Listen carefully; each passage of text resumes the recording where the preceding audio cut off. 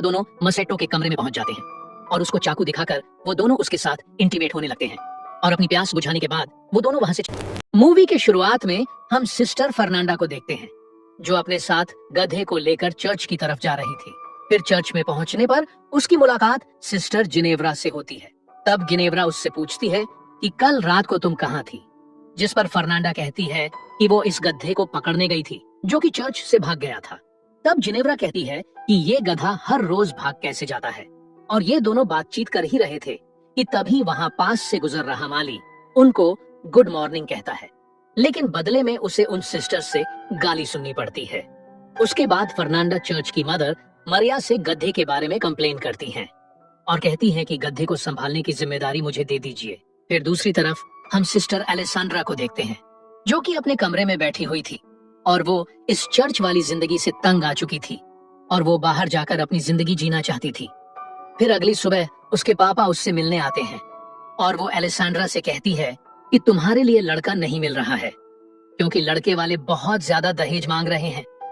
जिस पर एलेसांड्रा कहती है कि आप अगर चर्च में डोनेशन देना कम कर दे तो दहेज के लिए पैसों का जुगाड़ हो जाएगा, जिस पर उसके पिता साफ मना कर देते हैं। फिर अगले दिन तीनों सिस्टर्स बुने हुए कपड़ों को लेकर जा रही होती है कि तभी वो थारकी माली अपने गंदे नजरों से उन तीनों को देखने लगता है। तब तीनों सिस्टर उसे देख लेती है और वो तीनों मिलकर उसको गंदी गंदी गालियां देने लगती हैं और उसको काफी ज्यादा पीटने लगती है।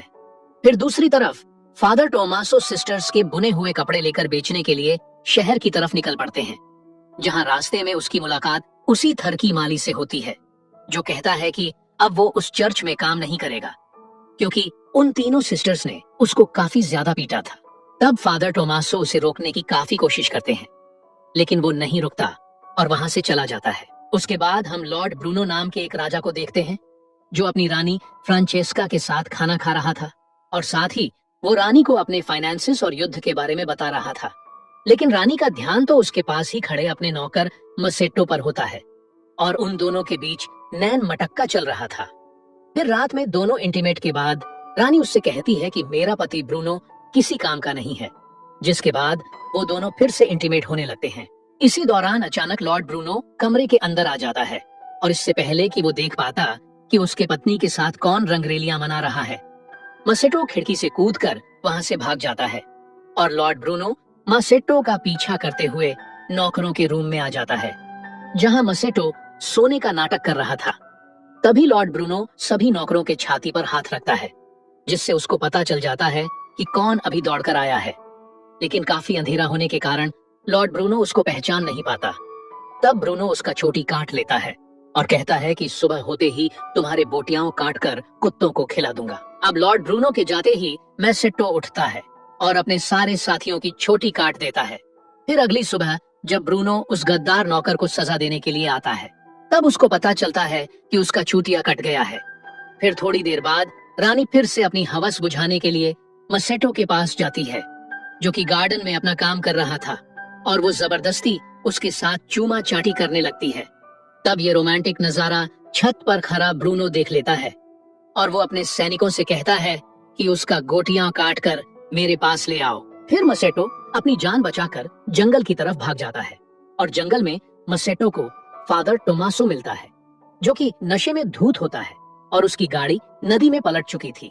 तब मसेट्टो फादर टोमासो की मदद करता है, जिससे खुश होकर फादर टोमासो उसे अपने साथ चर्च में ले जाता है।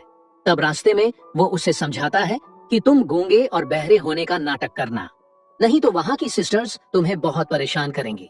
फिर अगली सुबह वो दोनों चर्च पहुंचते हैं जहां फादर टोमासो मसेट्टो की मुलाकात मरिया से कराता है और वो मसेट्टो को यहाँ पर माली की नौकरी दे देती है। फिर अगले दिन मसेट्टो अपना काम कर रहा था कि तभी वहां पर सिस्टर फर्नांडा आ जाती है और मसेट्टो के ऊपर हथियार टांग कर उससे पूछताछ करने लगती है। तभी वहां पर मदर मरिया आ जाती है और उसे बताती है कि ये नया माली मसेट्टो है और गूंगा बहरा है। फिर रात को फर्नांडा की दोस्त उससे मिलने आती है और दोनों अलेसांड्रा के कमरे में जाकर शराब पीने लगते हैं। फिर कुछ ही देर बाद जिनेव्रा भी उन्हें ज्वाइन करती है और वो चारों शराब पीते हुए आपस में एडल्ट बातें करने लगती है, जहां मार्टा इंटीमेट के चरम सुख के बारे में उनको अपना ज्ञान देती है। फिर अगली सुबह मसेट्टो जमीन की खुदाई कर रहा था तभी अलेसांड्रा वहां पर आती है और कुछ देर उससे बातें करने के बाद वो अपने आप को कंट्रोल नहीं कर पाती और खुले में ही वो मसेटो को किस कर देती है। तब मसेटो भी इस मौके का पूरा फायदा उठाते हुए उसके साथ एंजॉय करने लग जाता है। लेकिन तभी चर्च की घंटी बजती है और अलेसांड्रा वहां से चली जाती है। फिर दूसरी तरफ जिनेव्रा देखती है कि फर्नांडा और उसकी दोस्त मार्टा जंगल की तरफ जा रहे हैं। तब वो उन दोनों का पीछा करती है और देखती है कि वो दोनों बेलाडोना सिरप बना रही है। दरअसल बेलाडोना एक पत्ता है और इन दोनों का मानना था कि इस पत्ते को सेवन करने से मर्दों को अट्रैक्ट किया जा सकता है। अब मार्टा फर्नांडा के आंख पर बेलाडोना सिरप के 2 बूंदे डाल देती है और ये सब होता हुआ जिनेव्रा देख रही होती है। उसके बाद वो दोनों मसेट्टो के कमरे में पहुंच जाते हैं और उसको चाकू दिखाकर वो दोनों उसके साथ इंटीमेट होने लगते हैं और अपनी प्यास बुझाने के बाद वो दोनों वहां से चली जाती है। फिर अगली सुबह बिशप बार्टोलोमेओ नाम का एक फादर चर्च के इन्वेस्टिगेशन के लिए वहां पर आते हैं और दूसरी तरफ मसेट्टो खिड़की से अलेसांड्रा के कमरे में आ जाता है और उसके साथ रोमांस करने लग जाता है। इसी दौरान कमरे में एक बूढ़ी औरत आ जाती है और उस नन को देखते ही मसेट्टो के मुंह से ओ शिट निकल जाता है, जिसकी वजह से अलेसांड्रा काफी हैरान हो जाती है और जल्दी से अपने कपड़े पहनकर उस नेयोन की मदद करने लग जाती है। इसी दौरान वहां पर मरिया और बिशप भी आ जाते हैं। तब मसेट्टो पलंग के नीचे छुप जाता है और सभी के चले जाने के बाद मसेट्टो वहां से निकल जाता है। फिर दूसरी तरफ जिनेव्रा भी बेलाडोना बनाने लगती है, लेकिन वो अपने आंखों में डालने की बजाय पी लेती है, जिससे उसका दिमाग घूमने लगता है। और उधर अलेसांड्रा मसेट्टो के कमरे में जाती है और उससे पूछती है कि उसने झूठ क्यों बोला कि वो गूंगा बहरा है। इसी दौरान वहां जिनेव्रा आ जाती है, इसीलिए अलेसांड्रा वहां के एक कोने में छुप जाती है और जिनेव्रा अंदर आकर मसेट्टो को चूमने लगती है। पर तभी उसे फर्नांडा के आने की आवाज सुनाई देती है, इसीलिए वो भी एक कोने में जाकर छुपने लगती है, जहां उसकी मुलाकात अलेसांड्रा से होती है और दोनों ही एक दूसरे को देखकर चौंक जाते हैं। फिर कमरे में फर्नांडा आती है और चाकू के नोक पर मसेट्टो को किडनैप करके जंगल में ले जाती है। तब अलेसांड्रा और जिनेव्रा दोनों उसका पीछा करने लगती हैं और जंगल में पहुंचकर वो दोनों देखती है कि काफी सारी नंगी चुड़ैल आग जलाकर उसके चारों तरफ नाच रहे हैं, जिसे देखकर उन दोनों को पता चल जाता है कि फर्नांडा और मार्टा मसेट्टो की बलि चढ़ाने वाले हैं और मार्टा मसेट्टो को मारने ही वाली होती है कि तभी वहां पर जिनेव्रा पहुंच जाती है और उन चुड़ैलों को मारने लगती है। तब मार्टा उसको रोकने की कोशिश करती है, लेकिन जिनेव्रा एक डंडा उठाकर जोर से मार्टा के सर पर मार देती है, जिससे वो बेहोश हो जाती है। और तभी अलेसांड्रा भी आकर मसेट्टो को मारने से फर्नांडा को रोकती है। फिर खून में लथपथ जिनेव्रा भागते हुए चर्च में जाती है और चिल्ला चिल्ला कर बताने लगती है कि फर्नांडा एक डायन है। फिर तब तक वहां पर वो तीनों भी पहुंच जाते हैं। उसके बाद बिशप मदर मारिया को बाहर बुलाते हैं, मगर तभी मारिया के कमरे से फादर टोमासो भी बाहर निकलता है, जिसे देखकर सभी हैरान हो जाते हैं। फिर अगली सुबह बिशप सबको सजा सुनाते हैं।